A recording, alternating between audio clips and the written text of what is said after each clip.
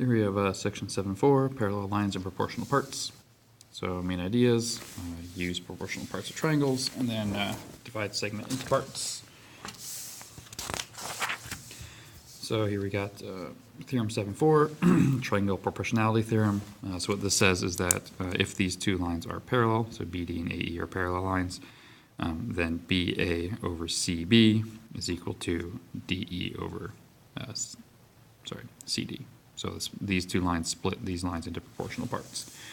So example here, so EH is 9, HJ is 21, FL is 6, find LG, so that's my X value. So I can just set up a proportion, so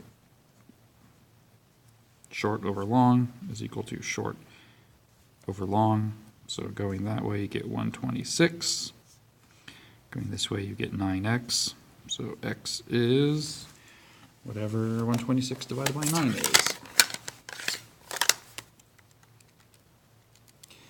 14. So there's your length of LG. It's 14 long. So this one here is the converse, which just says that if you know these parts are proportional, then these lines are automatically parallel. So here in triangle HKM, HM, so that whole thing is 15. HN is 10, which means this guy is 5, because they have to add up to 15. And then over here, it doesn't tell you the measurements, but it just tells you that HJ is twice JK. So you can pick any numbers you want as long as this one is twice that one. So like 2 and 1, or 4 and 2, or 6 and 3. It doesn't actually matter. So to make sure those are parallel, we still set up our proportion. So 10 over 5 is equal to 2 over 1. So now when you do your cross products, you have to get a true statement, 10 equals 10. Which is true. So NJ and MK are parallel lines.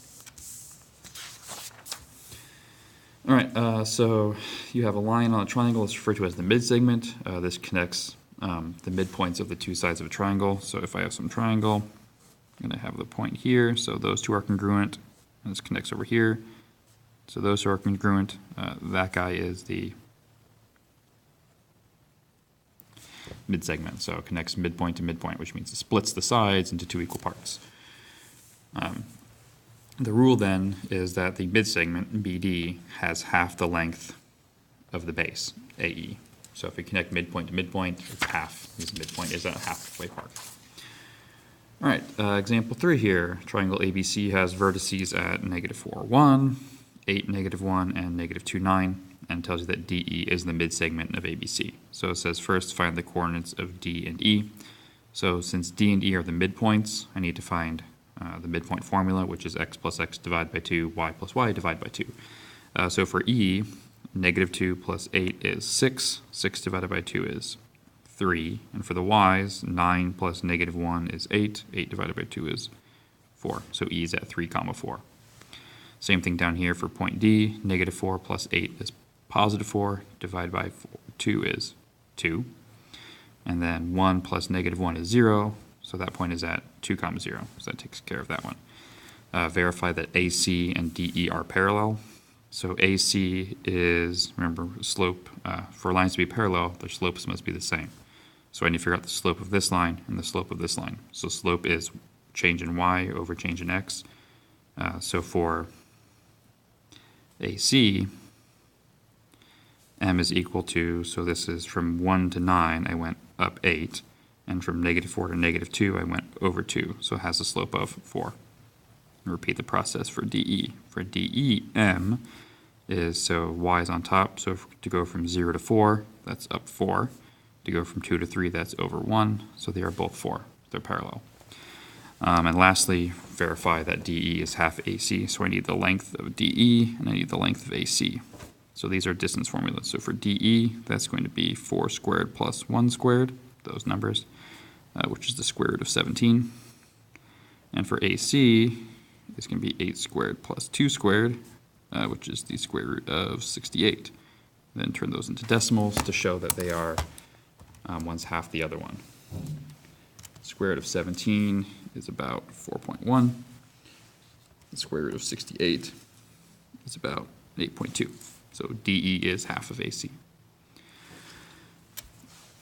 No, you can't. Be careful because you can't just look at these numbers. 17 is not half of 68, but that's not what you're talking about. You're talking about the square roots of these numbers. And lastly here, so in this case you have more than one parallel line.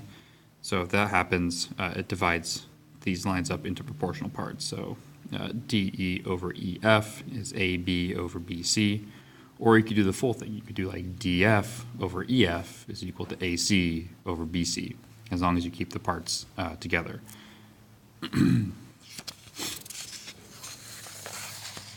Okay, example 4. So streets from Oak to Ontario are parallel, with the distance from Delaware, which is here, to Walton, which is here, is 411. So this distance is 411. What is the distance between the same two streets on Lakeshore? So that's my x's there. So since these are parallel, I can set up a proportion. So 411 over 3800, the full length, is equal to x over 4430. And then I can do my cross products.